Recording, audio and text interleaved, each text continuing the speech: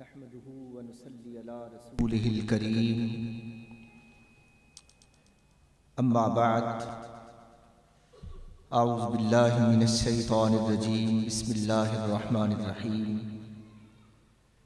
ورفعنا لك ذکرک صدق اللہ مولانا العظیم وبلغنا رسولہ النبی الکریم الامین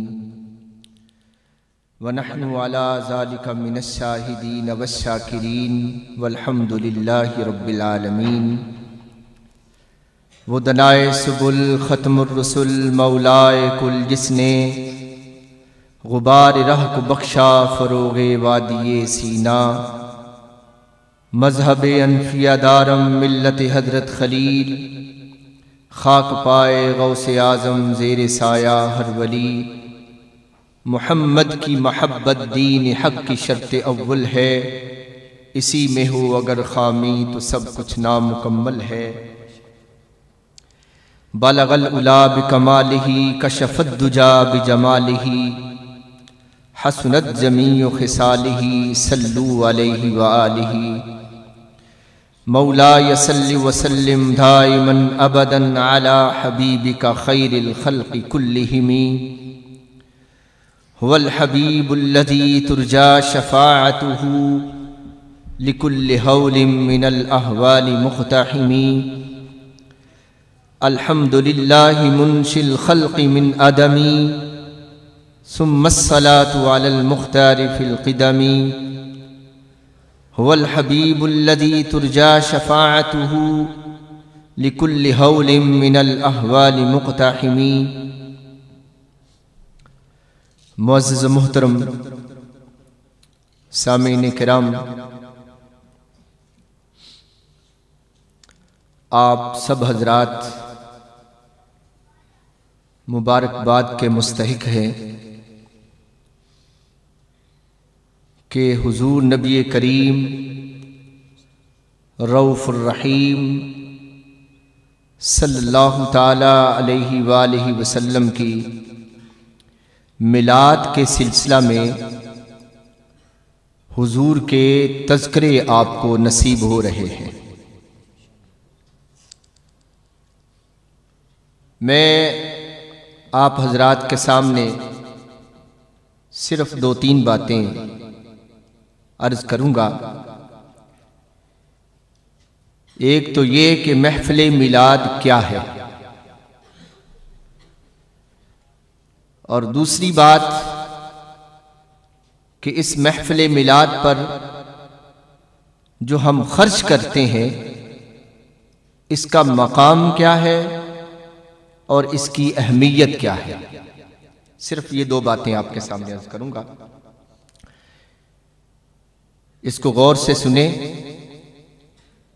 اور ان لوگوں تک پہنچائیں ان باتوں کو کہ جو اس عمل کو بدعت قرار دیتے ہیں۔ الحمدللہ اسلام میں بڑے بڑے علماء آئے ہیں، بلکہ اسلام کی جو تاریخ ہے وہ 1433 سال پر محیط ہے، اور اس میں بڑے بڑے علماء آئے ہیں، بزرگ آئے ہیں، اولیاء اللہ آئے ہیں، لیکن آج تک یہ چیلنج ہے کہ کسی ایک عالم جو مسلمہ ہو، ایک تو ہوتا نا ایسے ہی جو مسلم عالم ہو، کسی ایک عالم کی بھی ایسی کوئی تحریر آپ دکھا دیں کہ جس نے حضور اکرم صلی اللہ تعالی علیہ وسلم کے میلاد کے خلاف لکھا ہو۔ الحمدللہ بڑے بڑے علماء آئے ہیں، بزرگ آئے ہیں، صوفیاء آئے ہیں، بلکہ ایسے ایسے صوفیاء اور علماء آئے ہیں وہ کہتے رہے ہیں کہ اگر ہم ایک لمحہ حضور کی زیارت نہ کریں تو ہم اپنے آپ کو کافر سمجھیں، ہم اپنے آپ کو کافر سمجھیں۔ اور پھر ان کا جو لگاؤ حضور اکرم صلی اللہ تعالی علیہ وسلم کی ذات گرامی کے ساتھ ہوگا، ان کا عالم کیا ہوگا۔ تو بجائے اس کے کہ ہم اس کے خلاف لکھیں یا اس کے خلاف بولیں. ہمیں خود ایسی محافل کے اندر شریک ہونا چاہیے. میں نے سابقہ علماء کے بارے میں پڑھا ہے، وہ کسی اور چیز کے بارے میں تو انکار کر دیتے تھے، لیکن جب انہیں محفل میلاد کے حوالہ سے دعوت دی جاتی تھی تو کبھی بھی وہ انکار نہیں کرتے تھے، کبھی انکار نہیں کرتے تھے. محفل میلاد پر ایک کتاب لکھی گئی ملا علی قاری رحمت اللہ علیہ مکہ المکرمہ میں. اس کا نام رکھا انہوں نے المورد الربیع فی مولد النبی صلی اللہ تعالی علیہ وسلم. اس کتاب کا نام ہے، اور اس کا معنی پتہ ہے کیا بنتا ہے؟ المورد الربیع، کہ جس پیاسے کی پیاس نہ ختم ہوتی ہو نا، وہ حضور اکرم صلی اللہ تعالی علیہ وسلم کا میلاد منائے، اللہ تعالیٰ اس کی پیاس کو ختم فرما دیتا ہے. یعنی المورد الربیع وہ چشمہ، وہ گھاٹ ہے کہ جہاں سے انسان پانی پی کر اپنے آپ کو سیراب کر لیتا ہے. کہ جو شخص مصائب کے اندر گھرا ہوا ہو اور اس کو پیاس لگی ہوئی ہو، تو اس کا نام یہی ہے کہ اگر وہ چاہتا ہے ان چیزوں سے نکلنا تو وہ حضور اکرم صلی اللہ تعالی علیہ وسلم کا میلاد منائے، اللہ رب العزت خود بخود ختم فرما دیتا ہے. افغانستان کے ایک بادشاہ تھے، ہمایوں بادشاہ. اس وقت ایک بزرگ تھے، ایک نقشبندی بزرگ، مجھے ان کا نام بھول گیا ذرا. انہوں نے بڑی کوشش کی ان کو ملنے کی. ہمایوں بادشاہ نے، ہوتا ہے نا علماء الحمدللہ اپنے دین کی عزت و احترام کا بڑا خیال رکھتے ہیں، ایسے نہیں وہ دروازے پہ چلے جاتے، ان چیزوں کا بڑا خیال رکھتے ہیں وہ لوگ. اس شخص نے، ہمایوں بادشاہ نے بڑی کوشش کی کہ میں اس نقش بندی بزرگ کی سے ملاقات کروں، اس سے گفتگو کروں، ان کی صحبت میں بیٹھوں جا کر. تو وہ پسند نہیں کرتے تھے، ٹائم نہیں دیا. آخر اس ہمایوں بادشاہ نے اپنے وزیروں مشیروں کو اکٹھا کیا اور ان سے کہا کہ بھئی فلاں بزرگ ہیں، میں ان سے ملنا چاہتا ہوں لیکن وہ مجھے ٹائم نہیں دیتے ہیں، تو کوئی حل سوچو. ایک مشیر اٹھے بیچ میں سے، وہ کہتے ہیں کہ یہ تو کوئی مسئلہ ہی نہیں ہے، اگر آپ ان سے ملنا چاہتے ہیں تو یہ تو کوئی مسئلہ نہیں ہے، وہ آپ سے ملیں گے. وہ کہتے بھی مہینہ ہو گیا مجھے ان سے چکر لگاتے ہوئے، تو وہ مجھے انہوں نے ملاقات کا ٹائم نہیں دیا، تو تم کہتے ہو کہ وہ جلدی مل جائیں گے آپ کو. وہ کہتے ہیں اس کو چھوڑو، آپ کہاں ملنا چاہتے ہو؟ محل میں ملنا چاہتے ہو، گھر میں ملنا چاہتے ہو، مسجد میں ملنا چاہتے ہو؟ پہلے مقام کا تعین کرو، اس کے بعد مجھے بتاؤ کہاں ملنا چاہتے ہو. اس نے کہا میں محل میں ملنا چاہتا ہوں. اس مشیر نے کہا اگر تو محل میں ملنا چاہتا ہے، میرے مصطفیٰ کے میلاد کا ذکر کر، وہ خود آ جائیں گے وہاں پہ. حضور اکرم صلی اللہ تعالی علیہ وسلم کا میلاد منا، دیکھ وہ آتے ہیں کہ نہیں آتے ہیں. پھر اس ہمایوں بادشاہ نے کہا کہ کیا مجھے خود جانا پڑے گا اس کے پاس یا کوئی پیغام بھیجنا پڑے گا؟ وہ کہتے ہیں نہ جانا بھی نہیں پڑے گا آپ کو، پیغام کسی کے ہاتھ بھیج دے یا مجھے بھیج دے، دیکھ وہ آتے ہیں کہ نہیں آتے. اور پھر وہ ہمایوں بادشاہ کہتا ہے میں حیران ہو گیا کہ انہوں نے خود آنے کا وعدہ نہیں کیا، بلکہ جتنے ان کے مریدین تھے ان کے سامنے بھی اعلان فرمایا بھئی فلاں تاریخ کو ہمایوں بادشاہ کے محل میں جانا ہے، وہاں میرے مصطفیٰ کا ذکر ہوگا. تو وہ خود بھی آئے.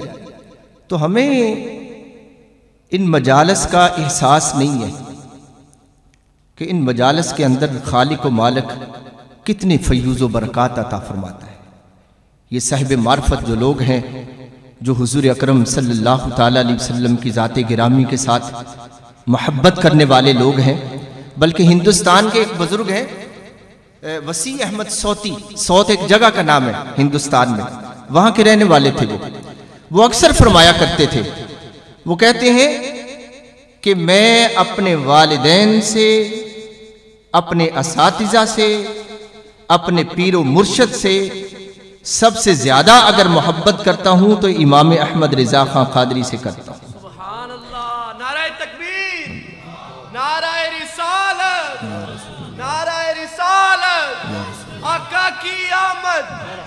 आका की विलादत।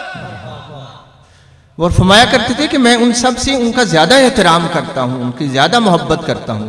वजह पूछी, उसकी वजह क्या है? वो फरमाते हैं वजह उसकी ये है कि जिस शख्स ने मेरे सीने में सबसे ज्यादा मोहब्बत मुस्तफ़ा को पैदा किया है वो इमाम अहमद रिज़ा खां क़ादरी है। और वो फरमाते थे कि जब वो खास हुजूर अकरम सल्लल्लाहु ताला अलैहि वसल्लम की ज़ाते गिरामी के मुतल्लिक लिखते हैं तो दिलों के दरवाज़ों को खोल देते हैं हजरत इमाम अहमद रिज़ा। और ये चीज़ें, ये एहसासात उन लोगों को हासिल होते हैं जो साहिब मार्फत लोग होते हैं। बल्कि वो साहिब मार्फत लोग जो हैं वो जब हुजूर अकरम सल्लल्लाहु ताला अलैहि वसल्लम की महाफिल का, महफिल मिलाद का इनेकाद करते थे तो वो इकट्ठे होकर जब बैठते थे तो महाफिल के अंदर ही अल्लाह रब्बुल इज्जत की तरफ से उनको फयूज़ व बरक़ात नसीब हो जाते थे। इस कदर जो है तो बड़े बड़े उलमा ने महफिल मिलाद पर जो है वो किताबें लिखी हैं। तो ये मुल्ला अली कारी जो मैंने आपके सामने अल मौरिदुर रवी ये जो किताब लिखी है, इसका मकसद ही लिखने का, वो फरमाते हैं कि उस वक़्त लोग मक्कातुल मुकर्रमा में बड़े हुजूर अकरम सल्लल्लाहु ताला अलैहि वसल्लम का मिलाद मनाते थे। बल्कि ये जो कसीदा बुर्दा शरीफ पढ़ा जाता है ना, मौला यसल्लि वसल्लिम दाइमन अबदन अला हबीबिका खैरिल खल्क़ि कुल्लिहिम, ये इमाम बुसीरी रहमतुल्लाह अलैह, ये सन 7 हिजरी का है, 7 हिजरी का, उसमें उन्होंने लिखा था। और ये बड़ा मकबूल तरीन कसीदा है। और मकबूल तरीन कसीदा क्यों ना हो, क्योंकि इसको खुद मुस्तफ़ा ने पसंद फरमाया है। ये कसीदा बुर्दा शरीफ जो है, ये जो पढ़ते हैं ना मौला यसल्लि वसल्लिम दाइमन, ये कसीदा इमाम बसीरी जो है वो इन पे फालज का हमला हुआ था और बीमार हो गए, चल फिर नहीं सकते थे। उस वक़्त फिर हुजूर की मोहब्बत में उन्होंने ये कसीदा लिखना शुरू कर दिया था। और जब पूरा कसीदा हुआ ना, जिस दिन ये पूरा हुआ उसी दिन रात को मेरे महबूब ख्वाब में आ गए और हुजूर अकरम सल्लल्लाहु ताला अलैहि वसल्लम ने फरमाया, ए बसीरी उठ, वो जो मेरी शान में कसीदा तू लिखता रहा है आज मेरे सामने उठकर मुझे सुना। और फिर इमाम बसीरी रहमतुल्लाह अलैह हुजूर अकरम सल्लल्लाहु ताला अलैहि वसल्लम को ये कसीदा सुना रहे हैं और हुजूर झूम झूम कर इस कसीदा को सुन रहे हैं। और ये कसीदा जब उन्होंने लिखा था किसी के सामने उन्होंने इजहार नहीं किया, इमाम बसीरी ने अपनी बीवी बच्चों के सामने, इस वजह से कि ताकि हुजूर की शान में मैं ये कसीदा लिख रहा हूँ, कहीं तकब्बुर पैदा ना हो जाए, रियाकारी ना पैदा हो जाएगा। तो हुजूर अकरम सल्लल्लाहु ताला अलैहि वसल्लम ने इस कसीदा को, और इमाम इब्ने हजर मक्की रहमतुल्लाह अलैह, और ये अगर कसीदा आप पढ़े ना पूरा, तो ये पूरा हुजूर अकरम सल्लल्लाहु ताला अलैहि वसल्लम के मिलाद के हवाला से है ये कसीदा बुर्दा शरीफ।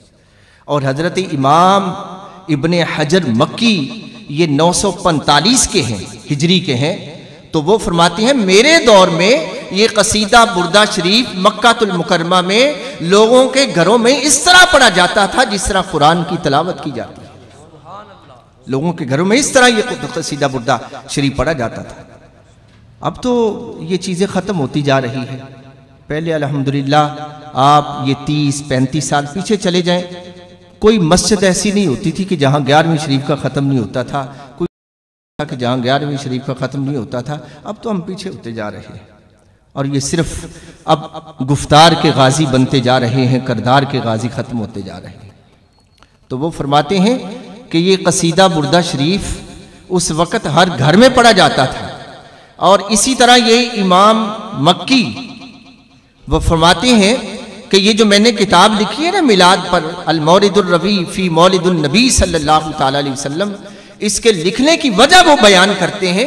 वो फरमाते हैं मैंने इसलिए लिखी कि उस वक़्त लोग अपने घरों में हुजूर का मिलाद मनाते, जो साहिब सरवत लोग थे, साहिब माल लोग थे, वो मालो दौलत बड़ी खर्च करते थे उसके ऊपर। कहते मेरे पास माल नहीं था, मेरे पास इतना खर्चा नहीं था।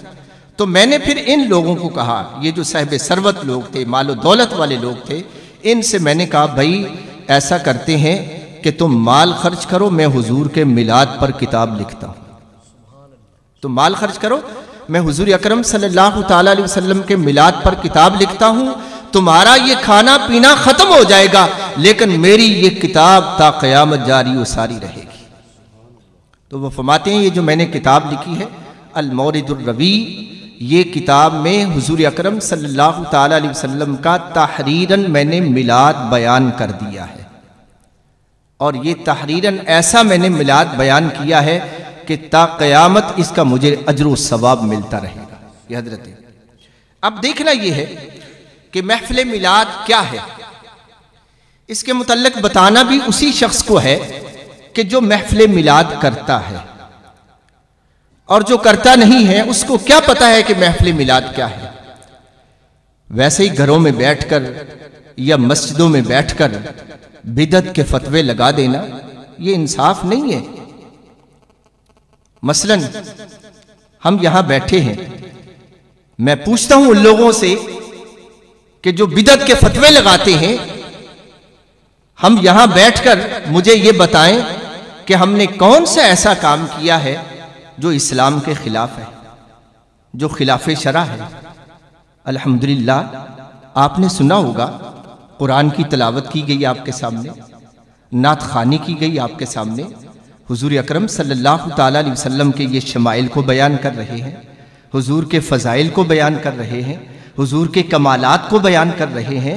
मुझे ये बताएं कि कौन सी ऐसी खिलाफ शरा बात है जिसको आप बिदअत करार देते हैं, जिसको आप शिरक करार देते हैं। कौन सी ऐसी बातें हैं कि जो हम करते हैं। हाँ, कुछ बातें हैं जो वाकयातन बेमकसद पैदा हो गई हैं कि जी कहते हैं ये सारी सारी रात नाते पढ़ते रहते हैं, सुबह उठते नहीं हैं, जागते नहीं हैं, नमाज नहीं अदा करते। ओ खुदा के बंदो, हम तो इस आपसे ज्यादा इस बात की हौसला शिकनी करते हैं कि रात को नाते जरूर पढ़ो। और सबसे पहली बात यह है कि मेरे नबी करीम सल्लल्लाहु ताला अलैहि वसल्लम ने इरशाद फरमाया है कि अगर तुम मेरा कुर्ब चाहते हो या खुदा का कुर्ब चाहते हो तो जितना रब की बारगाह में झुक जाओगे उतना रब के करीब होते चले जाओगे।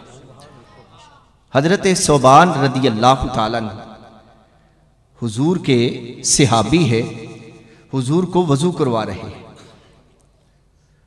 हुजूर सल्लल्लाहु ताला अलैहि वसल्लम जब वजू कर रहे हैं, हुजूर ने फरमाया सल ए सौबान, मांग। बल्कि ये दो लफ्ज आते हैं, एक हदीस में सल का लफ्ज आता है और एक हदीस में सल नी का लफ्ज आता है। सल से मुराद भी ये है कि ए सौबान मुझसे मांग जो मांगना चाहता है, और सल नी का मतलब भी यही है कि ए सौबान मुझसे मांग ले जो मांगना चाहता है। मेरे करीम भी अपने उस खादम का इम्तिहान ले रहे थे कि देखूं कि क्या मांगता है मुझसे। और वो खादम भी मेरे करीम आका अलैहिस्सलातु वस्सलाम के तरबियत याफ्ता लोग थे, हुजूर अकरम सल्लल्लाहु ताला अलैहि वसल्लम। अब वो सहाबा जब हुजूर अकरम सल्लल्लाहु ताला अलैहि वसल्लम ने फरमाया सल ए सौबान कुछ मांगना चाहता है तो मुझसे मांग ले, अर्ज करते हैं या रसूलल्लाह कायनात की और कुछ चीज नहीं मांगता, बस मांगता हूं तो आपसे सिर्फ यही मांगता हूं कि जन्नत में आपका साथ मांगता हूं कि या रसूलल्लाह जन्नत में आपका साथ नसीब हो जाए। अब वो देखो सहाबा भी, अल्हम्दुलिल्लाह मैं सुन्नियों तुम पे फख्र भी करता हूं कि अल्लाह रब्बुल इज्जत ने हमें वो अकीदा अता फरमाया है जो सहाबा का अकीदा था। हमें वो अकीदा अता फरमाया है जो हजरत आदम अलैहिस्सलाम का अकीदा था, जो अंबिया अलैहिस्सलाम का अकीदा था। जब हुजूर ने फरमाया ना कि सल ए मेरे प्यारे सहाबी जो मांगना चाहता है मुझसे मांग ले, वो सहाबी ने क्या मांगा? जन्नत में साथ मांगा। इससे पता चलता है कि वो सहाबा का अकीदा था कि रब्बुल आलमीन ने हुजूर अकरम सल्लल्लाहु ताला अलैहि वसल्लम को मुख्तारे कुल बना दिया है। मेरा महबूब जो अता कर देता है रब्बुल आलमीन उसको कबूल फरमा लेता है। तो इसलिए उस सहाबी ने हुजूर से अर्ज की या रसूलल्लाह जन्नत में आपका साथ मांगता हूं। तो मेरे करीम आका अलैहिस्सलातु वस्सलाम ने इरशाद फरमाया ए सौबान अगर तू जन्नत में मेरा साथ चाहता है तो फिर फ़इन्नी अलैया कसरतुस सुजूद, کہ رب کی بارگاہ میں جتنے جتنے تو سجدے کرتا چلا جائے گا رب کی بارگاہ میں قریب ہوتا چلا جائے گا، اور جیسے تو رب کی بارگاہ میں قریب ہوتا چلا جائے گا رب جنت میں تجھے میرا ساتھ عطا فرما دے گا۔ تو حضور اکرم صلی اللہ تعالی علیہ وسلم کی تو تعلیمات یہی ہے کہ رب کی بارگاہ میں جتنے سجدے کیے جائیں، تو ہم پہ اگر اعتراض کیا جائے کہ یہ ساری ساری رات نعتیں پڑھتے ہیں صبح جاگتے نہیں ہیں، تو اس کا مطلب یہ نہیں ہے کہ جاگتے نہیں ہیں تو میلاد کو ہی ختم کر دیا جائے۔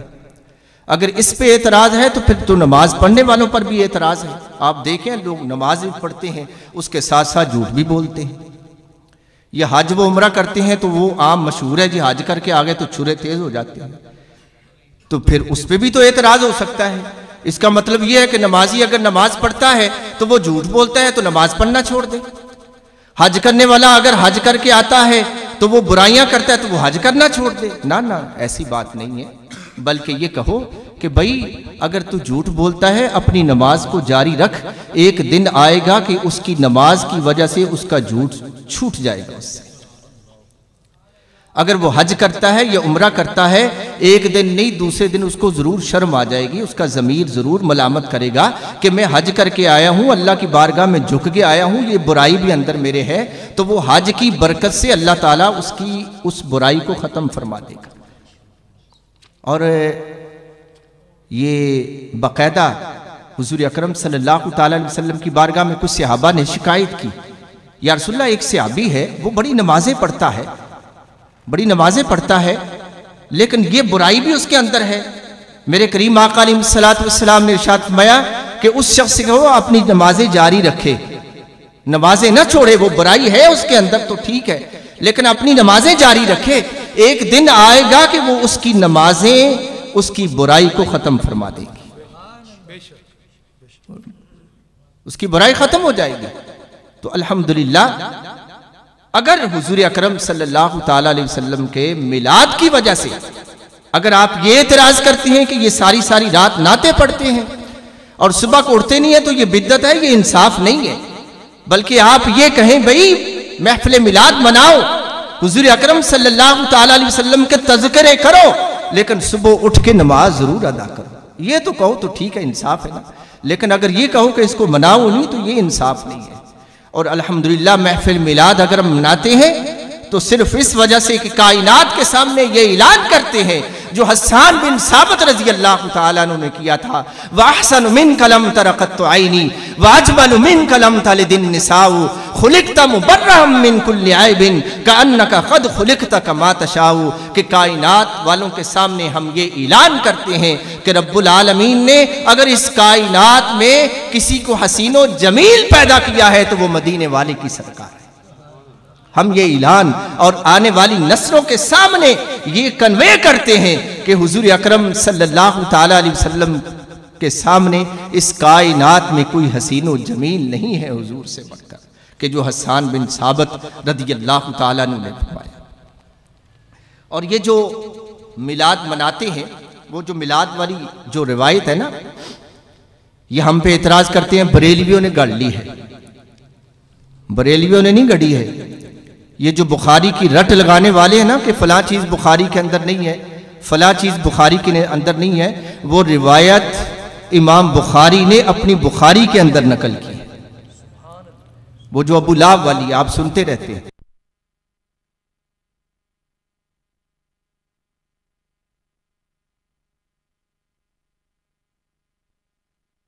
تو اس نے اپنی لونڈی سویبہ،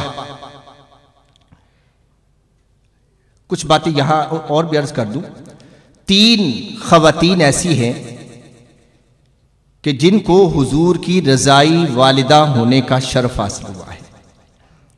ایک حضرت آمنہ رضی اللہ تعالیٰ عنہ، وہ تو حقیقی والدہ ہے حضور کی، اور حضرت سویبہ رضی اللہ تعالیٰ عنہ، اور حضرت حلیمہ سعدیہ رضی اللہ تعالیٰ عنہ، اور حضرت ام ایمن رضی اللہ تعالیٰ عنہ۔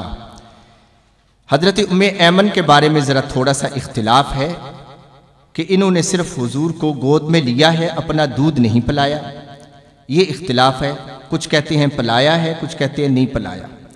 اور حضرت حلیمہ سعدیہ رضی اللہ تعالیٰ عنہ اور حضرت سویبہ رضی اللہ تعالیٰ عنہ یہ حضور کی رضائی والدہ ہے، انہوں نے دودھ پلایا ہے۔ اور سب سے پہلے حضرت آمنہ رضی اللہ تعالیٰ عنہ انہوں نے حضور کو دودھ پلایا ہے۔ بلکہ آج ہمارے معاشرے کے اندر کچھ ایسے لوگ بھی پیدا ہو گئے ہیں کہ جو حضور کے والدین کو پسند نہیں کرتے ہیں۔ اور یاد رکھے، جو حضور کے والدین کو پسند نہیں کرتے، ہم اس کائنات میں ان لوگوں کو پسند نہیں کرتے، اور ہم ان لوگوں کو پسند کرتے ہیں کہ جو حضور کے والدین کی تعریف کرتے ہیں۔ ہم ان لوگوں کو پسند کرتے ہیں اور کسی کو پسند نہیں کرتے۔ بلکہ پوچھو حضرت امام جلال الدین سیوطی رحمت اللہ علیہ، اور یہ وہ بندہ ہے جن کو حضور کا اتنا قرب ہے کہ وہ فرماتے ہیں کہ اب بھی اپنی حیات طیبہ میں وہ کہتے ہیں کہ اب بھی اگر کسی حدیث کے متعلق مجھے کچھ شک پیدا ہو جاتا ہے نا تو میں براہ راست حضور سے پوچھ لیا کرتا ہوں۔ حضرت امام جلال الدین سیوطی رحمت اللہ علیہ، ان سے پوچھو کہ حضور کی والدین کی کیا شانیں ہیں، کیا عظمتیں ہیں، اور آج اگر تو بولتا ہے کہ مجھے حضور کے والدین پسند نہیں، ہم تمہیں پسند نہیں کرتے۔ حضرت امام جلال الدین سیوطی رحمت اللہ علیہ فرماتے ہیں کہ آخری عمر میں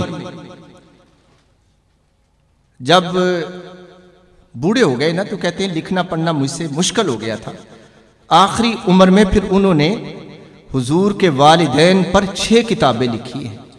حضرت امام جلال الدین سیوطی رحمت اللہ علیہ 6 کتابیں، اور اس میں باقاعدہ حضور کی والدین کی عظمتیں بیان کی ہیں، حضور کے والدین کے ایمان کو بیان کیا ہے۔ آج کل ان دنوں میں کافی چیزیں یہ آ جاتی ہیں، بلکہ پچھلے دنوں میں دیکھا یہ گجرانوالے میں ایک مولوی تھا، اس نے لکھی کتاب حضور کے والدین پر، اتنی بڑی کتاب لکھ دی اس نے جی والدین کے ایمان کی نفی کرتے ہوئے۔ اور بدبختہ اگر تو نے کتاب لکھی ہے تو تمہیں حاصل کیا ہوا ہے؟ اس کتاب لکھنے میں کیا تمہیں حاصل ہو گیا ہے؟ یہ تو ان لوگوں سے پوچھ جا کر کہ جن کے سینے محبت مصطفیٰ سے لبریز ہیں۔ بلکہ اس کتاب کے اندر یہ جو 6 کتابیں لکھی ہے، اور ایک امام ابو بکر بن عربی ہے، انہوں نے حضور کی رضائی مائیں یہ کتاب لکھی ہے، اور اس میں باقاعدہ انہوں نے ثابت کیا ہے کہ یہ جو رضائی مائیں ہیں، اللہ رب العزت نے ان سب کو ایمان کی دولت عطا فرمائی ہے، ان سب کو ایمان کی دولت عطا فرمائی ہے۔ یہ جو رضائی مائیں ہیں ان کو ایمان کی دولت عطا فرمائی ہے، تو اس رب نے جس ماں کے شکم کے اندر حضور کو 9 ماہ کے اندر رکھا ہے، کیا اس کو ایمان کی دولت عطا نہیں کی ہوگی؟ تو انہوں نے باقاعدہ لکھا ہے اس میں کہ جتنی بھی رضائیں، جتنی بھی خواتین جن کا تعلق میرے کریم آقا علیہ السلام کی ذات گرامی کے ساتھ ہے، انہوں نے باقاعدہ اللہ رب العزت نے ان کو ایمان کی دولت عطا فرمائی ہے۔ تو وہ ابو لہب جو ہے وہ سویبہ ان کو آزاد کرتا ہے۔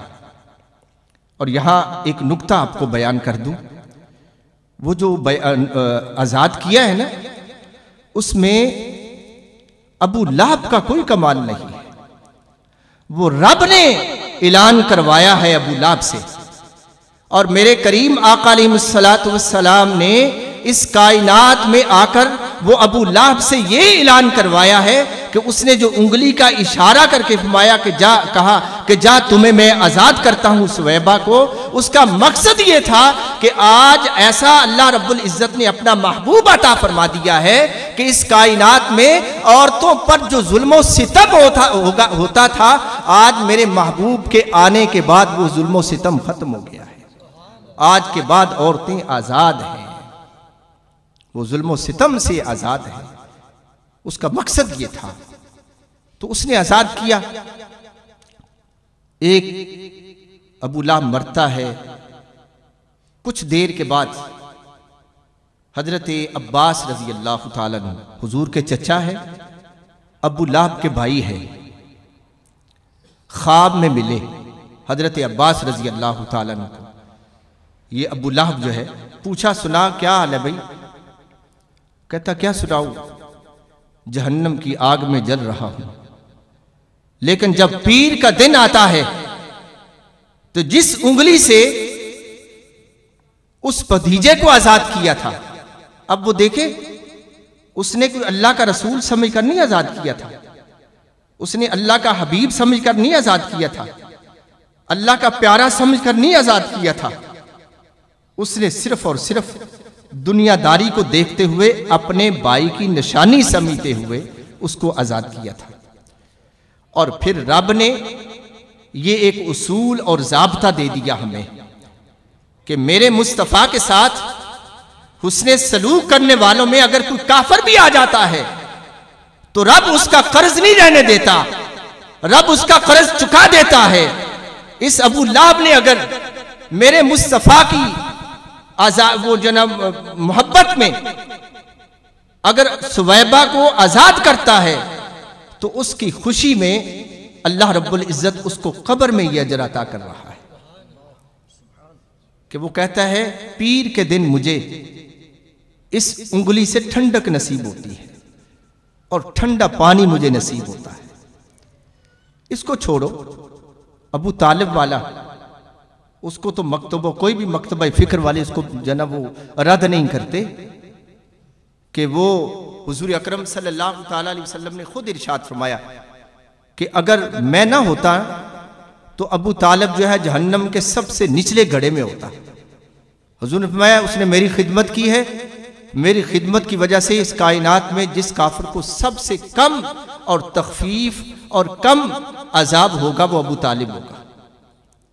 تو حضور کی خدمت کی وجہ سے اگر اس کافر کو یہ ثواب مل رہا ہے تو پھر جو کلمہ گو ہے، حضور پر درود و سلام پڑھنے والے ہیں، حضور کا کلمہ پڑھنے والے ہیں، حضور کا وسیلہ مانگنے والے ہیں، حضور سے شفاعت مانگنے والے ہیں، جب وہ میرے کریم آقا علیہ السلام کا اس طرح بیٹھ کر تذکرہ کرتے ہیں، حضور کے میلاد کو مناتے ہیں تو رب کتنے درجے عطا فرماتا ہوگا۔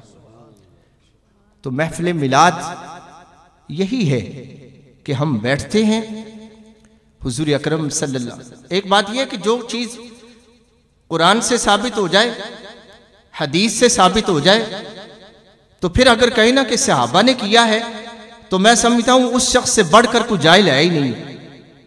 یعنی جو چیز قرآن سے ثابت ہو گئی ہے، سنت نبوی سے ثابت ہو گئی ہے، پھر اس کے بعد آپ کہیں کہ صحابہ نے کیا ایسا، تو پھر تو تیری عقل پہ ہی رونا آتا ہے کہ جب قرآن ڈنکے بجا رہا ہے، سنت نبوی ڈنکے بجا رہی ہے، پھر بھی تو پوچھ رہا ہے اور صحابہ کیا قرآن کے خلاف چلتے ہوں گے؟ صحابہ کیا سنت نبوی کے مخالف چلتے ہوں گے؟ بلکہ مثلا میں آپ کو ایک مثال دیتا ہوں، اذان پڑھتے ہیں نا، اذان، اس کے ساتھ درود و سلام پڑھنا یہ سنت نبوی ہے۔ اذان کے ساتھ درود و سلام پڑھنا یہ سنت نبوی ہے۔ اختلاف صرف اس بات پہ ہے پہلے پڑھنا ہے یا بعد میں پڑھنا ہے، صرف اس پہ اختلاف ہے، ورنہ اس کے ساتھ جو اذان کے ساتھ سلام پڑھتے ہیں، درود پڑھتے ہیں، یہ باقاعدہ سنت نبوی سے شامل ہے، ثابت ہے۔ میرے کریم آقا علیہ السلام نے خود ارشاد فرمایا کہ جب اذان ہو اس کے بعد مجھ پر درود و سلام پڑھو، پھر میری بارگاہ میں دعائے وسیلہ پڑھو، اور پھر رب تم پہ کرم فرمائے گا، رحمت فرمائے گا، اور پھر خالق و مالک میری شفاعت تمہیں عطا فرما دے گا۔ یہ باقاعدہ حدیث پاک کے اندر ثابت ہے۔ اور اس کے بعد اگر کوئی یہ شخص کہے کہ کیا صحابہ نے پڑھا تھا درود و سلام، تو پھر تیری عقل ہی نہیں ہے کہ جب حضور نے فرما دیا ہے، سنت نبوی سے یہ چیز شامل ہے کہ اذان کے ساتھ درود و سلام پڑھو، اور جب حضور نے فرما دیا ہے تو پھر اگر تو صحابہ کے متعلق پوچھتا ہے کہ آیا صحابہ نے کیا یا نہ کیا، تو پھر کیا صحابہ حضور کے مخالف چلتے ہوں گے؟ تو یہ محفل میلاد جو ہے یہ باقاعدہ قرآن سے ثابت ہے۔ یہ کہتے ہیں جی صحابہ نے نہیں کیا، مکہ میں صحابہ نے نہیں کیا. مکہ میں صحابہ نے اس لیے نہیں کیا کہ وہاں پابندی تھی. ابو جہل جو ہے وہ اسی طرح کے فتوے لگاتا تھا, وہ اسی طرح کے شرک کے فتوے لگاتا تھا, وہ کرنے نہیں دیتا تھا. بلال کو اگر مار پڑتی تھی تو اسی وجہ سے پڑتی تھی. صہیب رومی کو اگر مار پڑتی تھی تو اسی وجہ سے پڑتی تھی. یہ اسی پابندی کی وجہ سے مسلمان جو ہے حضور اکرم صلی اللہ تعالی علیہ وسلم اپنے غلاموں کو لے کر مکہ سے مدینہ المنورہ نکلے. اگر یہ پابندی نہ ہوتی تو پھر مدینہ منورہ میں جانے کی ضرورت نہیں تھی. یہ پابندی تھی تو پھر الحمدللہ جب مکہ سے مدینہ المنورہ گئے ہیں وہاں جا کر پھر حضور کے میلاد بھی منائے ہیں, میرے کریم آقا علیہ السلام پر درود و سلام بھی پڑھے ہیں, اور حضور کے تذکرے بھی کیے ہیں, حضور کے شمائل کو بھی بیان کیا ہے. اور الحمدللہ ایسی محافل میں اگر آپ آ جاتے ہیں تو رب کا لاکھ لاکھ شکر ادا کیا کریں. یہ ہمارا نہیں کام ہے, یہ تو انبیاء کا کام ہے جو آپ جس سنت پہ عمل کر رہے ہیں. یہ انبیاء کا کام ہے, یہ تو رب کا شکر ہے کہ اللہ رب العزت ہمیں توفیق عطا فرما دیتا ہے, کہ ہمیں توفیق نصیب ہو جاتی ہے کہ ہم بھی اس میں شامل ہو جاتے ہیں. تو حضور اکرم صلی اللہ تعالیٰ علیہ وسلم کا میلاد مناتے ہیں اور اس پہ جو خرچ کرتے ہیں, اگر کافروں کو اللہ رب العزت اجر عطا فرما دیتا ہے تو پھر جو حضور کے دیوانے ہیں, جو حضور کے خادم ہیں, حضور کے غلام ہیں, جب وہ میرے کریم آقا علیہ السلام پر درود و سلام پڑھتے ہوں گے, رب کی رحمتوں کا ضرور نزول ہوتا ہوگا. اللہ رب العزت عمل کی توفیق عطا فرمائے. وآخر دعوانا ان الحمدللہ رب العالمین.